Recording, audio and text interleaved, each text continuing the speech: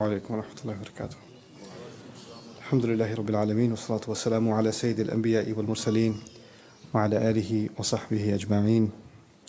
أما بعد فأعوذ بالله من الشيطان الرجيم. بسم الله الرحمن الرحيم. الحاقة ما الحاقة وما أدراك ما الحاقة. رب اشرح لي صدري ويسر لي أمري واحلل عقدة من لساني يفقه قولي. آمين يا رب العالمين. আল্লাহ আজ্জা জাল্লা সূরাতুল হাক্কায় সূরাটি শুরু করেন খুবই অদ্ভুত এক প্রশ্ন দিয়ে। বস্তুত এটি একটি বিবৃতি। প্রথম আয়াত শুধু একটি শব্দ আল হাক্কা, যার কয়েকটি অর্থ আছে, কিন্তু খুব সহজে অর্থটাকে এভাবে ভাবতে পারেন রিয়েলিটি বা বাস্তবতা। মাল হাক্কা, বাস্তবতা কি? ওয়ামা আদরাকা মাল হাক্কা, আর কিসে তোমাকে জানাবে যে বাস্তবতা কি জিনিস? সেই প্রশ্নটি করার উদ্দেশ্য হল, আল্লাহ এই সূরাতে দাবি করেছেন যে অধিকাংশ মানুষ বাস্তবতায় বাস করে না। অধিকাংশ মানুষ তাদের নিজস্ব ভার্সন নিয়ে উপস্থিত হয়, কোনটা বাস্তব এবং কোনটা গুরুত্বপূর্ণ, আর সেটাই ঠিক করে দেয় তাদের যাপিত জীবনটি কেমন হবে। তাই আল্লাহ এই সূরায় প্রত্যেকটি মানুষকে চ্যালেঞ্জ জানাচ্ছেন, তারা যেন একটু পেছনে সরে গিয়ে আবারও বাস্তবতা নিয়ে একটু চিন্তা করে। আমরা সকালে জেগে উঠি, নিজেদের চেতনা পুনরায় ফিরে পাই, তৎক্ষণাৎ খুবই বাস্তব কিছু কাজ আমাদের সামনে পড়ে। আছে চাকরি, আছে পরিবার, আছে দায় দায়িত্ব, এখন আরও আছে সেহরি। এভাবে বিভিন্ন কাজকর্মে আমরা প্রত্যহ জড়িয়ে পড়ি।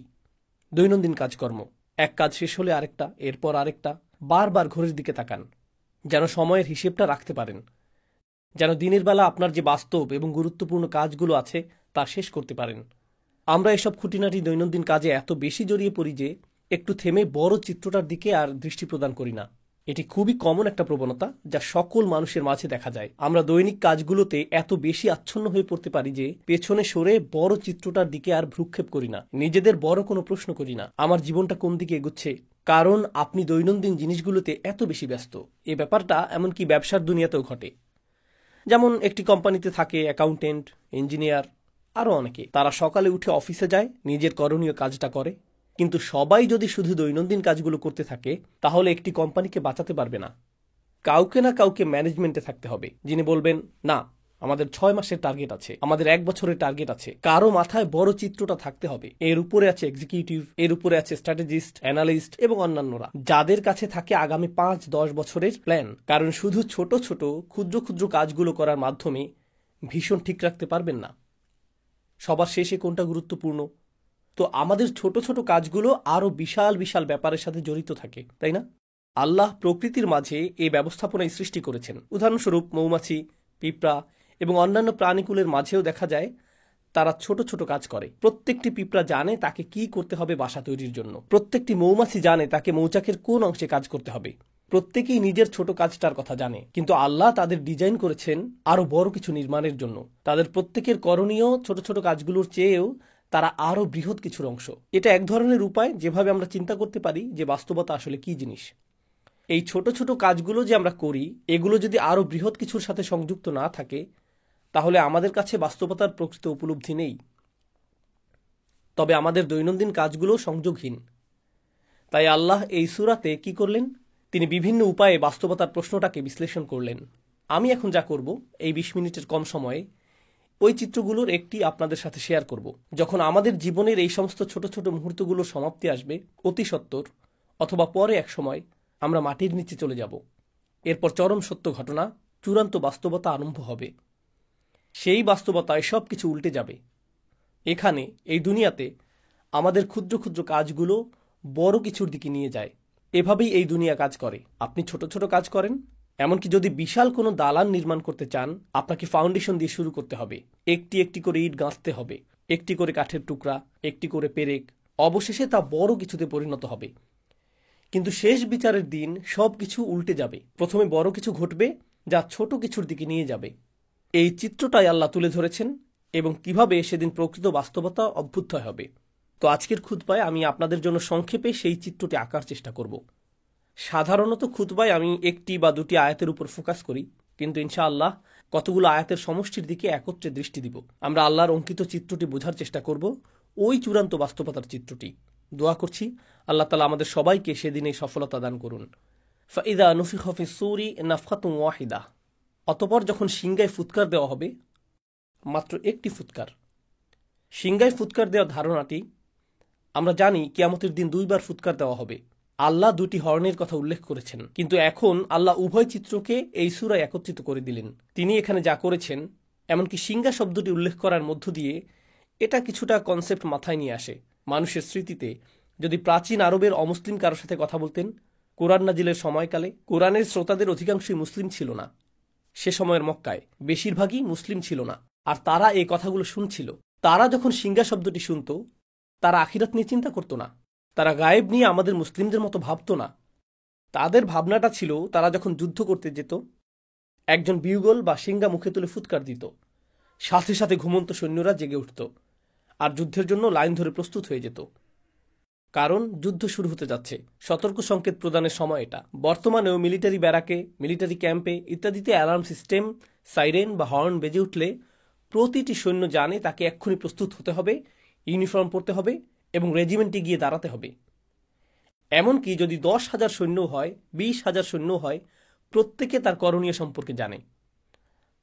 তারা এলোমেলোভাবে দাঁড়িয়ে থাকে না, সবাই নিজ নিজ রেজিমেন্টে সুশৃঙ্খলভাবে দণ্ডায়মান। হর্নের আওয়াজ সম্পর্কে বলতে গেলে আল্লাহ আজ্জা জাল্লা কোরআনের অন্যত্র বলেন, ওমা ইয়ালামু জুনুদা রব্বিকা ইল্লা হুয়া, তোমার রবের বাহিনী সম্পর্কে তিনি ছাড়া কেউ জানেন না। এই হর্ন বেজে উঠলে আল্লাহর সমস্ত সৃষ্টি এমনভাবে আচরণ করবে যেন তারা রিজার্ভ সৈন্য। এই সিগন্যালের অপেক্ষায় ছিল নিজ নিজ পজিশনে প্রস্তুত হতে। সকল সৃষ্টি প্রস্তুত। আল্লাহর সকল ফেরেশতা, আকাশমণ্ডলী, মেঘমালা, পৃথিবী সবাই একই পজিশনে মুভ করবে এই মহা ঘটনা সংঘটনের জন্য, এই উপস্থাপনার জন্য।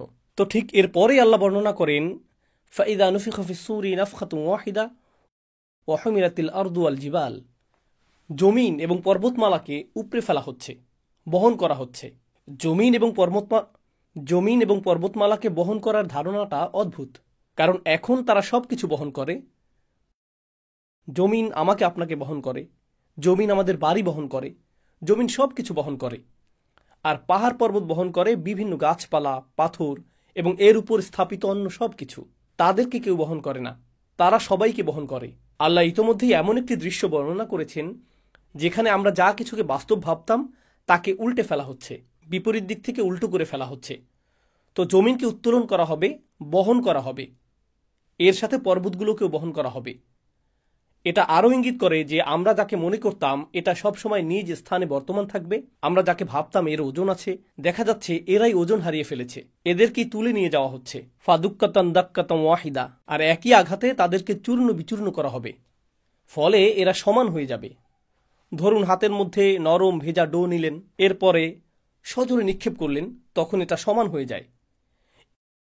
এই ধারণাটাই আল্লাহ বর্ণনা করেছেন যে সমগ্র পৃথিবীর অবস্থা এরকম হবে। তো পৃথিবীর উঁচু নিচু সব হারিয়ে যাবে। কুরআনের অন্যত্র আল্লাহ এভাবে বর্ণনা করেছেন, ওয়াইদাল আরদু মুদ্দাত, যখন পৃথিবীকে টেনে সমান করে ফেলা হবে। অন্য সূরাতে এসেছে যখন সমুদ্রগুলো ফুটতে থাকবে। সূরাতুল কাহাফে তিনি একে বর্ণনা করেছেন সুআইদান জুরুজা হিসেবে, সমতল ভূমি, পিচ্ছিল ভূমি। আর এখানে তিনি বলছেন এটাকে সজোরে নিক্ষেপ করে সমান করে ফেলা হবে। এখন কোনো কিছুকে সমান করে ফেলার অর্থ হলো একটি মাঠ তৈরি করা হচ্ছে। সমগ্র পৃথিবীকে কেন সমতল ভূমিতে পরিণত করে ফেলা হচ্ছে? আয়াতগুলো অগ্রসর হতে থাকলে আমরা দেখব যে একটি দৃশ্য উন্মোচিত হচ্ছে। তিনি বলেন, ফায়াউমা ইদিন ওয়াকাতিল ওয়াকিয়া, ওই দিন আসল ঘটনা সংঘটিত হবে। তিনি ইতোমধ্যেই বলেছেন আল হাক্কাহ, আর এখন বলছেন আল ওয়াকিয়া। আল ওয়াকিয়া দারুণ আকর্ষণীয় একটা শব্দ, কারণ এটি এসেছে ওয়াকি থেকে। ওয়াকি অর্থ ভারী ওজন।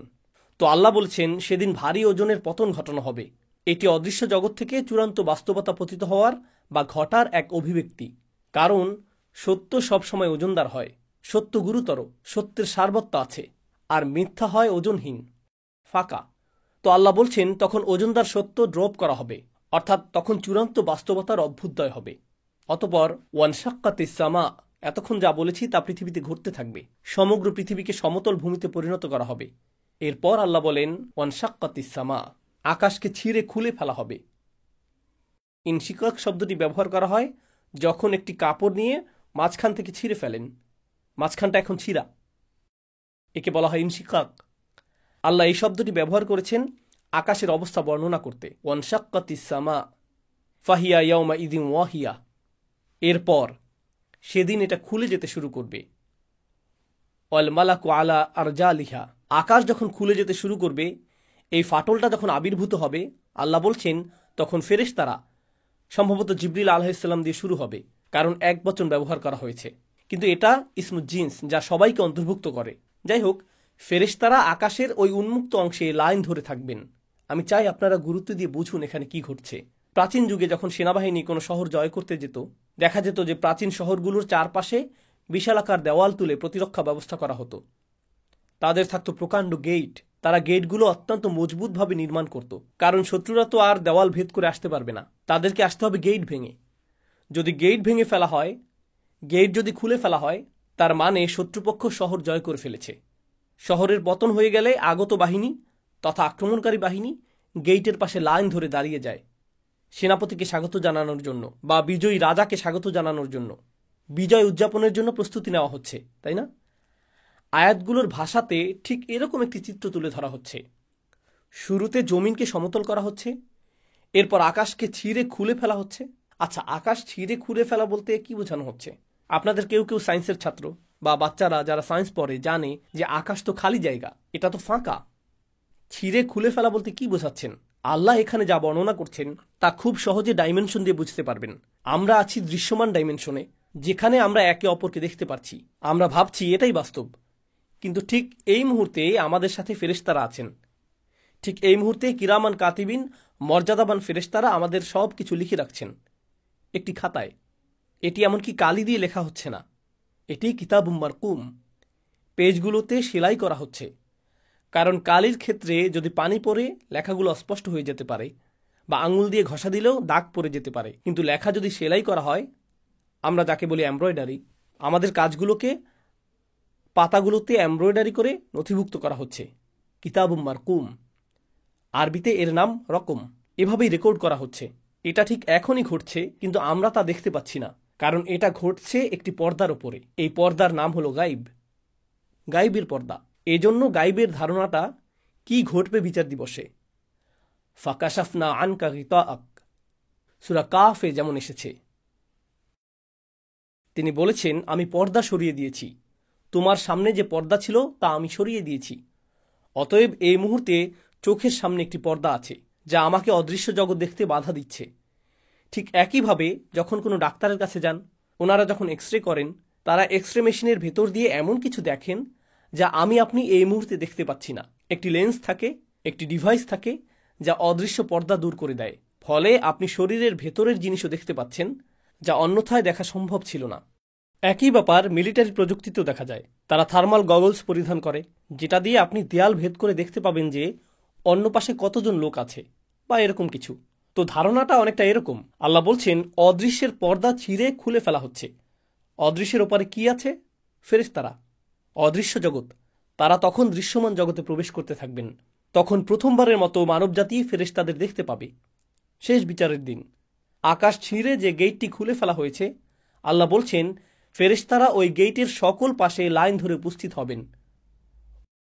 ওয়াল মালাকু আলা আরজাইহা ওয়া ইয়াহমিলু আরশা রাব্বিকা ফাওকাহুম ইয়াওমাইযিন সামানিয়া, এবং আরশ, আল্লাহর রাজ সিংহাসন, সেদিন বহন করা হবে 8 জন দিয়ে। এই 8 জন কারা সে বিষয়টা আল্লাহ বর্ণনা করেননি, কিন্তু মুফাসসিরগণ বলেন ওনারা 8 জন বিশেষ ফেরেশতা, যারা আল্লাহর আরশ বহন করার দায়িত্বে নিয়োজিত। আল্লাহর আরশের একটি ভার্সন সেদিন বহন করে আনা হবে, শুধু মানুষকে দেখানোর জন্য যে রাজাধিরাজ আল্লাহ মানুষের বিচার শুরু করতে যাচ্ছেন। কারণ আগের যুগে এখানে প্রতীকের ব্যাপারটা গুরুত্বপূর্ণ। আগের যুগে গার্ডরা রাজাদের বহন করত এক ধরনের ছদ্ম সিংহাসনে, কারণ আসল সিংহাসনটা অন্য কোথাও আছে। এই বহনযোগ্য সিংহাসনটা আনা হয়েছে শুধু বিচার কার্য পরিচালনার জন্য। যদিও রাজার এখন আগমন ঘটেনি, কিন্তু সিংহাসন আনা হয়েছে।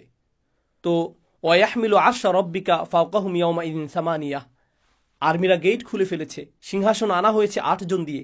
এই 8 জন কি ফেরেশতা নাকি আল্লাহর অন্য কোনো সৃষ্টি?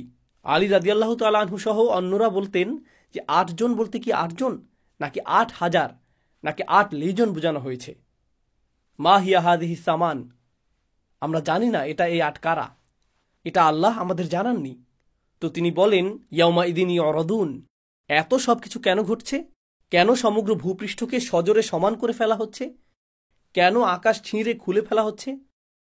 হঠাৎ করে কেন ফেরেশতারা সব উপস্থিত হচ্ছেন? কেন সিংহাসন আনা হচ্ছে? এই সমস্ত কিছু কেন ঘটছে?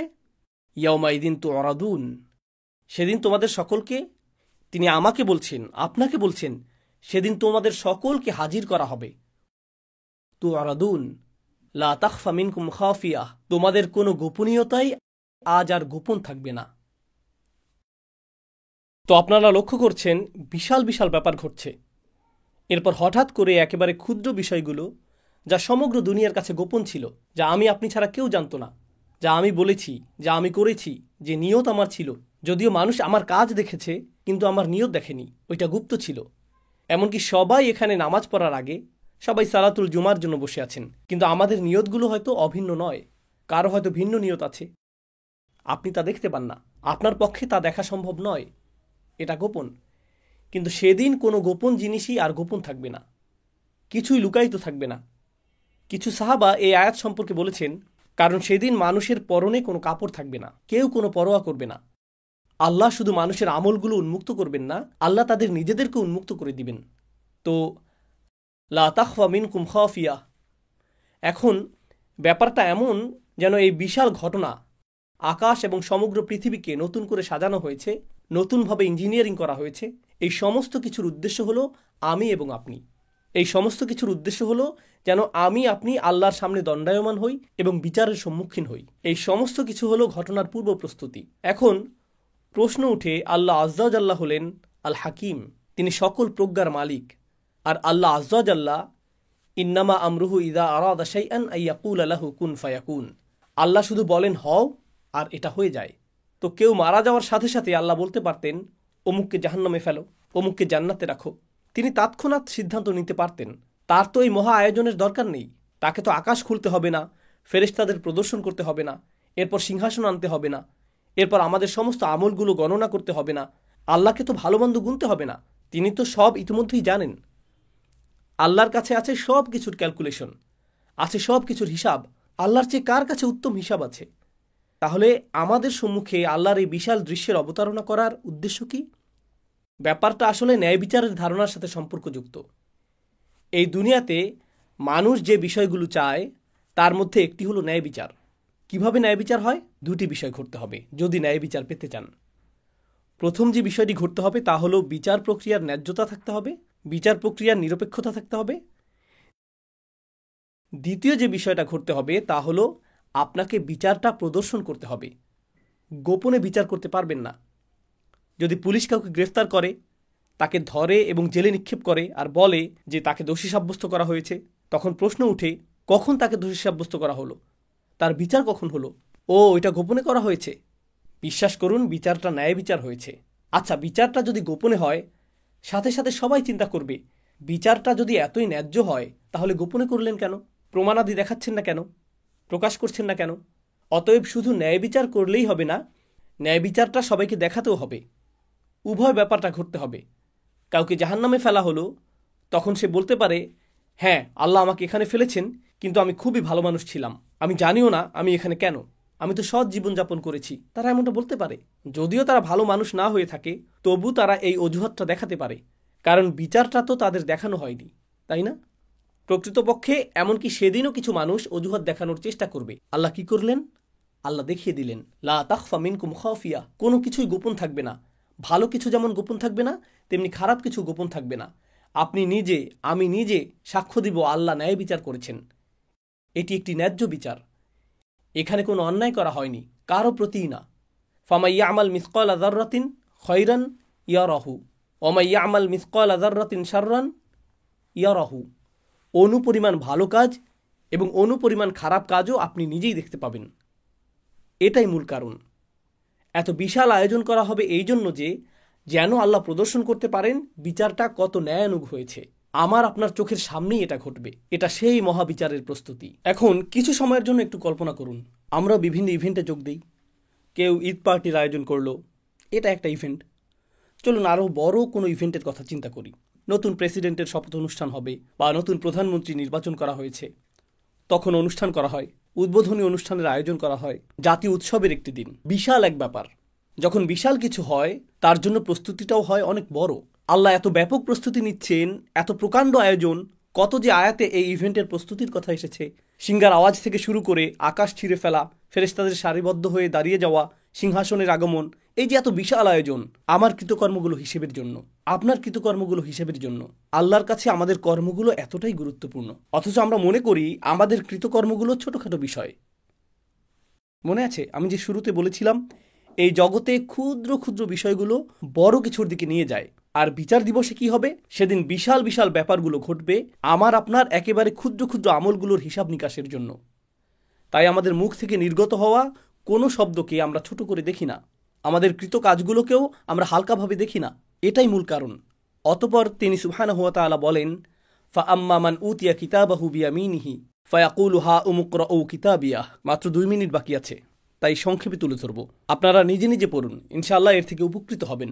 তিনি বলেন, আর যার আমলনামা তার ডান হাতে দেওয়া হবে, যে কেউ যাকে তার আমলনামা ডান হাতে দেওয়া হবে, আল্লাহ আমাদের সবাইকে তাদের অন্তর্ভুক্ত করুন। তো কেউ যখন তার ডান হাতে নিজ কৃতকর্মের খাতাটি পাবে, আল্লাহ বর্ণনা করেন, হা উম হা উম। হা উম মানে এদিকে আসো এবং গ্রহণ করো। হা উমের একটি অর্থ হলো এখানে আসো এবং নাও। আপনারা বিচার দিবসের বর্ণনা আগেও শুনেছেন। সেদিন কেউ কারো কোনো খবর রাখবে না। ইয়াউমা তারাউনাহা তাযহালু কুল্লু মুরদিআতিন আম্মা আরদাআত। এমনকি মা যিনি তার বাচ্চাকে দুধ খাওয়াচ্ছেন, জাস্ট তাকে ফেলে দিবে, জাস্ট তাকে কোল থেকে ফেলে দিবেন। এতটা ভয়ঙ্কর বিচার দিনের বর্ণনা। ইয়াফিরুল মারউ মিন আখিহি ওয়া উম্মিহি ওয়া আবিহি ওয়া সাহিবাতিহি ওয়া বানিহি ওয়া সাহিবাতিল্লাতী তুইহি। আপনি আপনার মা থেকে পালাবেন, বাবা থেকে পালাবেন, ভাই থেকে, স্বামী স্ত্রী থেকে, আপনি আপনার সমগ্র গ্রামবাসী থেকে পালাবেন, পরিচিত সকল মানুষ থেকে। তাদের দেখলেই উল্টো দিকে পালিয়ে যাবেন, কারো ব্যাপারে কোনো পরোয়া করবেন না। বস্তুত লাউ ইয়াফতাদি মিন আযাবি ইয়াউমা ইযিম বিবানিহ। এই আয়াতের কয়েকটি আয়াত পরে আল্লাহ বলেন, ওমান ফিল আরদি জামিআ সুম্মা তুনজিহি। সেদিন মানুষ বলবে, ইয়া আল্লাহ, দরকার হলে অন্য সমস্ত মানুষ, আদম আলাইহিস সালাম হতে শুরু করে শেষ পর্যন্ত যত মানুষ আছে সবাইকে জাহান্নামে ফেলেন, কিন্তু আমাকে বাঁচান। এটাই সেদিন তারা বলবে। ওমান ফিল আরদি জামিআন সুম্মা ইনজিহ। সেই দিনে কিছু মানুষ ডান হাতে তাদের আমলনামা পাবে। এতে তারা যে কতটা খুশি হবে, তারাই একমাত্র গ্রুপ যারা শুধু নিজেদের জন্য খুশি হবে না, তারা ঘুরে ঘুরে নিজের আমলনামা বন্ধুদের দেখাবে, পরিবার পরিজনকে দেখাবে। আসুন দেখুন, দেখুন আমার ভালো ভালো আমলগুলো দেখুন, দেখুন আল্লাহ আমার সব নেক আমলগুলো লিখে রেখেছেন। প্রশ্ন হলো, জানি বেশি সময় নিয়ে নিচ্ছি, শুধু আর অল্প কয়েক মিনিট নিব। দোয়া করছি আমরা যেন আমাদের আমলনামা ডান হাতে পাই। এমনকি যদিও আমার আমলনামা ডান হাতে পাই, এতে তো শুধু ভালো কাজগুলো লিপিবদ্ধ থাকবে না। আমি তো আর ফেরেশতা না, আমার জীবনে ভুল ত্রুটি আছে, এমন সব কাজ করেছি যা নিয়ে আমি লজ্জিত, ওই কাজগুলোও তো লেখা আছে। যখন এরকম ভালো এবং খারাপ উভয় ধরনের কাজগুলো লিপিবদ্ধ থাকবে সমগ্র জীবনের, কাউকে কি আমি দেখাতে চাইব? সে তখন পৃষ্ঠা উল্টিয়ে বলবে, আরে এটা কি, তুমি এই জঘন্য কাজটাও করেছো? তাহলে লোকটা নিজের আমলনামা অন্যদের কেন খুশি মনে দেখাতে চাইবে? যদিও খাতাটাতে নেক আমলগুলো লেখা আছে, কিন্তু আরও আছে খারাপ কাজগুলো। ব্যাপারটা আসলে কোরআনে বর্ণিত মাগফিরাতের ধারণার সাথে সম্পৃক্ত। যদিও খারাপ কাজগুলো মুছে দেওয়া হয়নি, খারাপ কাজগুলো আসলে ঢেকে দেওয়া হয়েছে, আচ্ছাদিত করা হয়েছে। আপনি বুঝতে পারবেন, আগের দিনে বাচ্চারা কলম দিয়ে কিছু লিখত, লেখাটা ভুল হলে তারা সাদা রং দিয়ে ঢেকে দিত, এর উপর আবার লিখত। লেখাটা দেখে বোঝা যেত এখানে কিছু একটা ঢেকে দেওয়া হয়েছে। ব্যাপারটা ঠিক এরকম। আপনি বুঝতে পারবেন আমার কিছু কিছু কর্ম ঢেকে দেওয়া হয়েছে। আপনি তখন খুশিতে নেচে উঠবেন, আমি যে কত ভুল করেছি, আর আল্লাহ আমার অগণিত ভুলগুলো সাদা রং দিয়ে ঢেকে দিয়েছেন, আর ভালো ভালো আমল দিয়ে তা পরিবর্তন করে দিয়েছেন। দেখুন আল্লাহ আমাকে কতটা মায়া করেন, আল্লাহ আমাকে কত শতবার ক্ষমা করেছেন, আল্লাহ কতটা দয়াবান। আবার এমন কিছু আমল থাকবে, কাজটা আপনার কাছে খুবই ক্ষুদ্র মনে হয়েছিল, খুবই সামান্য সাদাকা, নগণ্য কাজ। একজনকে সামান্য সাহায্য করেছিলেন, কারো দিকে তাকিয়ে মুচকি হেসেছিলেন, রাস্তায় কারো প্রতি দয়া দেখিয়েছিলেন, কারো সাথে শুধু সুন্দর কথা বলেছিলেন, সামান্য কিছু। আপনি এ নিয়ে চিন্তাও করেননি। নিজের আমলনামা খুলে দেখেন ছোট্ট কাজটা বিশাল এক অধ্যায়ে পরিণত হয়ে গেছে। অসামান্য মূল্য, এটার পর্বত সম মূল্য। ইয়া আল্লাহ, কিভাবে এটা এত গুণে বৃদ্ধি করে দিলেন, কিভাবে ছোট্ট আমলটাকে প্রকাণ্ড আমলে পরিণত করে দিলেন। নিজের খাতাটা দেখে আপনার তখন খুশির শেষ নেই। আপনি তখন চারিদিকে ঘুরে ঘুরে, কোরআনের অন্যত্র যেমন এসেছে, ওয়ায়ানকালিব ইলা আহলিহি মাসরুরা, সে তার স্বজনদের কাছে সানন্দে ফিরে যাবে। এটাই বিচার দিনের একটি চিত্র। এটাই হা ও মুকরা ও কিতাবিয়া ইন্নি জনান্তু আন্নি মুলাকিন হিসাবিয়া ফাহুয়া ফি ঈশাতির রাদিয়া। আমি জানি সময় শেষ হয়ে গেছে, অন্তত এই অংশটা ডান পাশের মানুষেরা, ওনাদের নিয়ে আমি দ্রুত কয়েকটি কথা শেয়ার করতে চাই। সে বলবে, আমি নিশ্চিত জানতাম যে আমাকে আবার হিসাবের সম্মুখীন হতে হবে। হিসাব শব্দটি হিসাবিয়ার অনুবাদ হলো অডিট। অডিট মানে প্রতিটি আইটেম সম্পর্কে জিজ্ঞেস করা হবে। এটা কি? এখানে কি করেছো তুমি? এখানে রাত 2টায় কি করছিলে? অমুক দিন কি করেছো? শুক্রবার রাতে কি করেছো? এখানে কি হচ্ছে? প্রতিটি আইটেম। আমি ভীষণ ভয়ে ছিলাম আল্লাহ আমাকে প্রতিটি বিষয় নিয়ে জিজ্ঞেস করবেন। এখন যেহেতু আমি আমার খাতাটা দেখতে পাচ্ছি, আমি দেখতে পাচ্ছি আল্লাহ আমার প্রতি সদয় আচরণ করেছেন, আল্লাহ আমার হিসাব সহজ করেছেন। তো এখন সে বলছে, খাতাটা হাতে পাওয়ার পর সে দেখতে পাচ্ছে আল্লাহ কতটা সহজ করেছেন। আল্লাহ যার বর্ণনা দিয়েছেন, ফাসাউফা ইউহাসিবু হিসাবান ইয়াসীরা, আল্লাহ অত্যন্ত সহজভাবেই তার হিসাব নিকাশ করবেন। এখন সে আল্লাহর দিকে ফিরে বলছে, আমি যে কতটা আতঙ্কিত ছিলাম এই ভয়ে যে আমি অতিশয় কঠিন এক হিসাবের সম্মুখীন হব। ফাহুয়া ফি ঈশাতিন রাদিয়া। এরপর আল্লাহ বলেন, সে এমন এক জীবন অতিবাহিত করবে যেখানে প্রত্যেকটি জিনিস, একদম সব কিছু তাকে আনন্দিত করবে। সব কিছু এমন হবে, জানেন তো, অনেক সময় ছুটি কাটাতে সবচেয়ে সেরা কোথাও গেলেন, সেখানেও কিছু একটাতে সমস্যা থাকবে। সবচেয়ে সেরা জামাটা পরলেন, সর্বোত্তম খাবার আহার করলেন, সুন্দরতম হোটেল, সুন্দরতম দৃশ্য, হোটেলের সেরা রুমটা পেলেন, সব কিছু পারফেক্ট, তবুও ভেতরে কিছুটা হতাশা অনুভব করছেন। কোনো চিন্তা, কোনো সমস্যা, কোনো একটা বাজে স্মৃতি, কিছু একটা আপনার মাথায়, খাবারটা আসলে এতটা সুস্বাদু লাগছে না। কারণ কিছু একটা এখনো অনুপস্থিত। কারণ সম্পূর্ণরূপে সন্তুষ্ট হওয়া, পুরোপুরি সুখী হওয়া, এটা কি প্রায় অসম্ভব মনে হয় মানুষের জন্য। সম্পূর্ণরূপে, পুরোপুরি, সকল দিক থেকে সুখী হওয়া অসম্ভব। সব সময় কিছু না কিছু থাকবেই যা এই সুখটাকে হ্রাস করে দিবে, অল্প পরিমাণে, কিছুটা ক্ষুদ্রাকারে।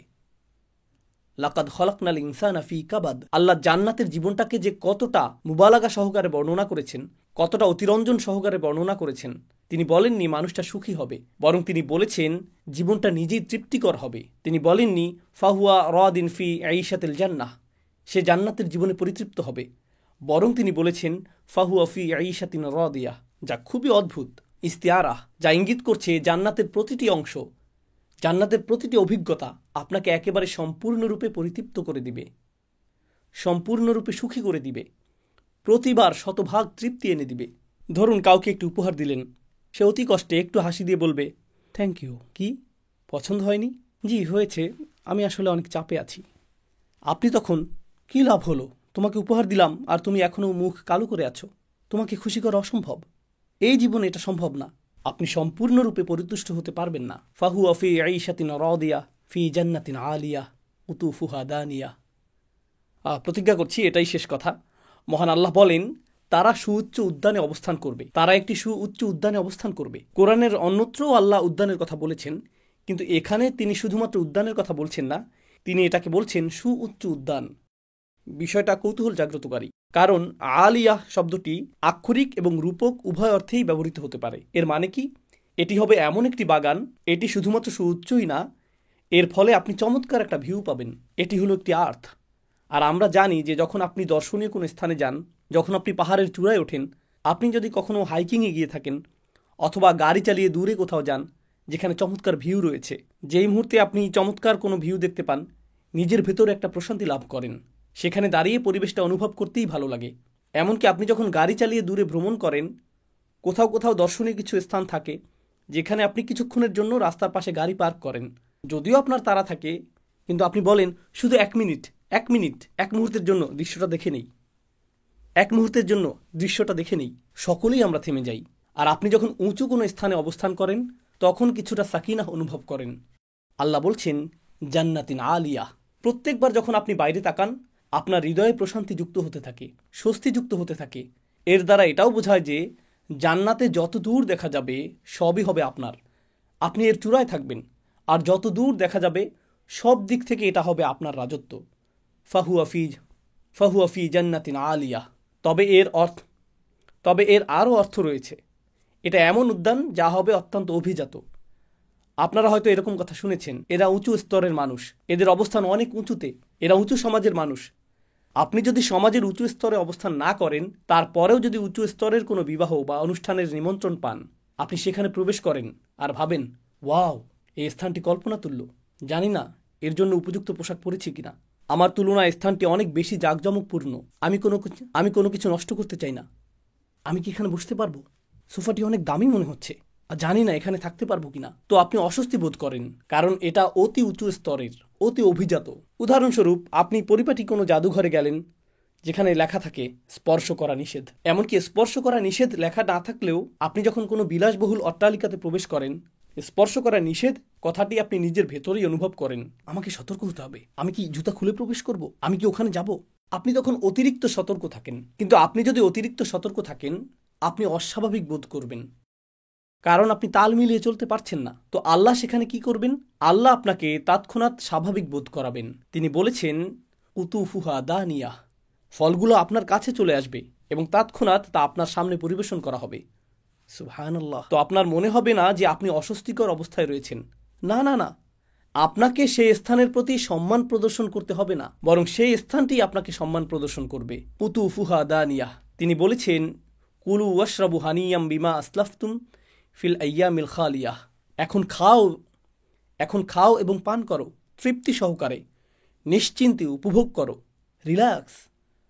কোরআনের অন্যত্র আল্লাহ জান্নাতের এমন কাপের কথা উল্লেখ করেছেন যা থেকে পানীয় উথলে পড়ছে, অর্থাৎ পানীয় ছিটকে পড়ছে কিনা সেটাও আপনি লক্ষ্য করছেন না। এটা লক্ষণীয় কোনো বিষয় হবে না।